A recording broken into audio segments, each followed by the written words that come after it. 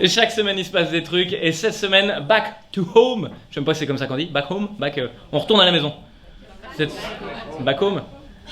Les mecs derrière, on est français aussi. Hein. On n'a aucune base d'anglais, mon pote. Hein. En tout cas, je reviens à la maison parce que j'avais pas de date de tournée en province. Et donc j'ai décidé de rajouter ici une date au grand point virgule. Coucou.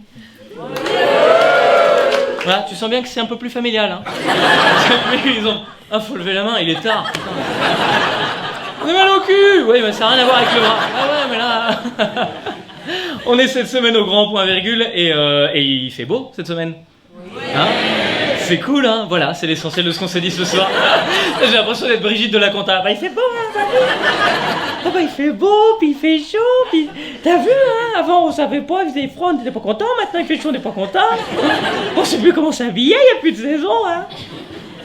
J'aime pas quand les beaux jours y reviennent, moi. C'est terrible, mais c'est vrai, parce que quand les beaux jours reviennent, c'est aussi ma conscience qui revient.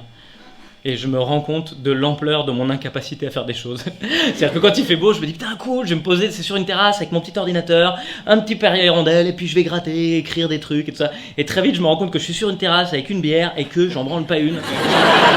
Vraiment. Enfin, j'en branle pas une. Non, si, c'est vrai. J'observe le monde. C'est mon excuse préférée. Je suis artiste. J'observe le monde. Tu parles. L'impression d'être mon grand-père. Je dors pas, je médite. Ouais, c'est ça. Excuse-moi papy, mais quand tu médites, tu ronfles. Hein. Donc, Et moi c'est pareil, je rentre à la maison le soir à moitié bourré. Coucou les enfants. Papa il a bien travaillé aujourd'hui. Hein. C'est rouge à cause des coups de soleil et d'un mélange de bière. Hey, maintenant papa il va méditer sur le canapé.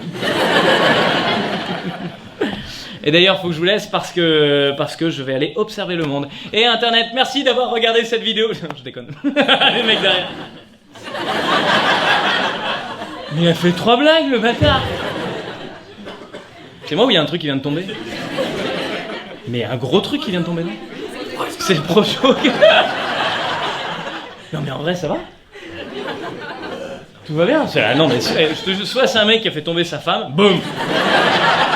Continue tes blagues, on ramassera plus tard. Ça, c'est un mec qui a un téléphone, c'est un Nokia 5110, tu te souviens? Regardez les enfants, bah, voilà. 8,4 kg. Du coup, je suis inquiet, ça va toi? C'est les gens du premier rang qui répondent. Nous, on s'en bat les couilles. Bah, peut-être il y a un mort au fond, on l'a pas vérifié. Mais ça va, t'inquiète. Ah, vas-y, continue. En vrai, j'avais envie de parler cette semaine parce que il y a des trucs tristes qui se sont passés dans le monde, je le dis avec le sourire, c'est horrible. J'arrive pas à le dire sérieusement, mais vous avez vu cette histoire de Willow, 15 ans, qui est décédé des suites d'un cancer? C'est le chien de la reine Elisabeth. Exactement, c'est le chien de la reine Elisabeth. Eh ben ouais, mais non. Vous pouvez pas le dire comme ça. Merci de me niquer mes vannes. J'ai lu le point.fr.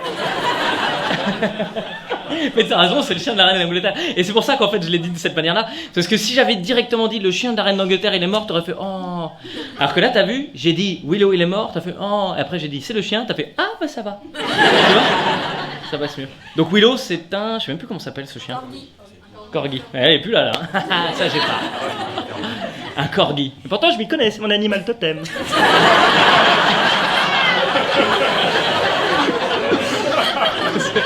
Moi aussi elle me fait beaucoup rire cette blague, pardon. Donc c'est un corgi, c'est son 30e corgi. Je sais même pas à quoi ressemblent les corgis, hein. Je vais pas regarder. Un chien.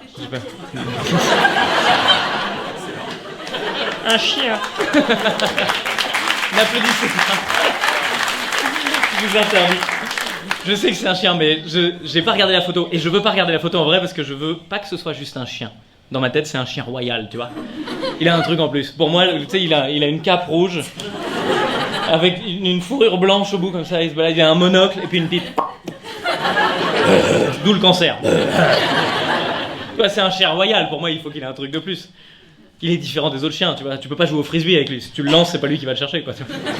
Il a ses chiens valets qui vont le chercher à sa place et qui le rapportent vraiment. Ou alors il joue, mais il joue au bilboquet. C'est ça un bilboquet? J'ai eu un doute d'un coup. Non, c'est une brosse à dents, enfin un but en ligne. Et il se lèche les couilles par contre, ça il se lèche les couilles, c'est sûr. Mais il fait un bain de bouche après. Bon. C'était le bain de bouche que je m'y mets. Hein. C'était bizarre. J'avoue c'était bizarre.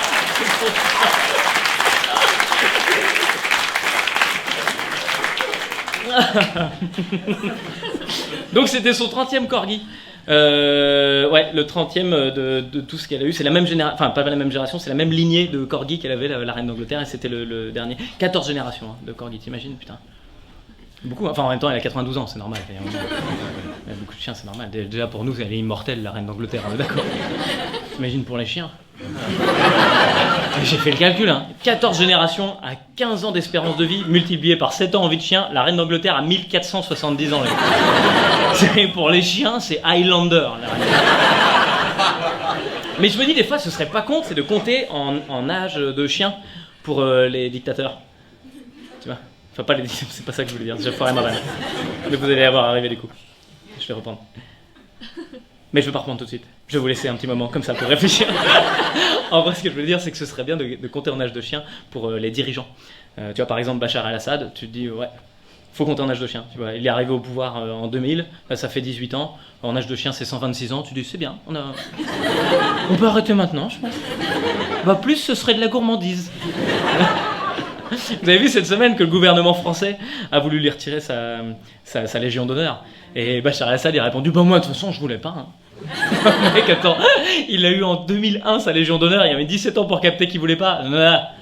Arrête, vraiment, on dirait le mec qui est en train de se faire larguer et il sent qu'il se fait larguer, tu vois. Avec sa copine qui arrive, voilà, je voulais te dire qu'il y a des trucs qui me vont pas dans notre relation. Non, c'est moi, il y a des trucs qui vont pas dans notre relation. C'est moi. Tu vois les mecs qui refusent que ce soit eux qui se fassent larguer, il faut que ce soit eux qui larguent. Je disais, moi je t'ai jamais aimé. Bah quand même, ça fait 17 ans qu'on est ensemble, on a 3 enfants. Non. Et je me suis dit, ça se trouve, en fait c'était aussi simple que ça. Bachar el-Assad fonctionne de cette manière. C'est-à-dire que si on lui avait dit, tu vois, ça sert à rien d'envoyer des bombes. Bachar el-Assad, il fonctionne de cette manière, ça sert à rien de lui envoyer des bombes. Je pense que si on lui avait dit juste, Bachar, on va venir chercher les armes chimiques chez toi, il aurait dit, non, c'est moi qui donne les armes chimiques.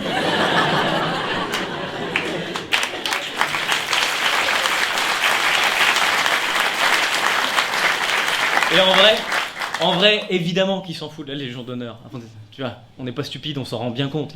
T'imagines, ça fait des années qu'il y a une guerre civile dans son pays, 350 000 morts. Il y a moins de 2 semaines, il a envoyé une bombe chimique sur sa propre population. Est-ce que tu crois qu'à ce moment-là, il a fait, j'espère qu'ils vont pas m'enlever mon pins, hein. Et tu sais que c'est même pas lui qui l'a rendu, c'est ça qui est incroyable. C'est-à-dire qu'en fait, il l'a fait donner. C'est même pas lui qui l'a rendu, c'est ça qui est incroyable. Il l'a fait donner à l'ambassade de Roumanie, qui doit elle-même la renvoyer à la France. C'est-à-dire que Bachar el-Assad, c'est le Willow de la reine d'Angleterre, tu vois. Tu vois, le frisbee, c'est pas lui qui le ramène. C'est les Roumains qui doivent y aller. Et lui, il est là, il s'habille. Ramenez-moi un bain de bouche au passage. J'ai envie de me lécher les... Et Internet, merci d'avoir regardé cette vidéo jusqu'au bout.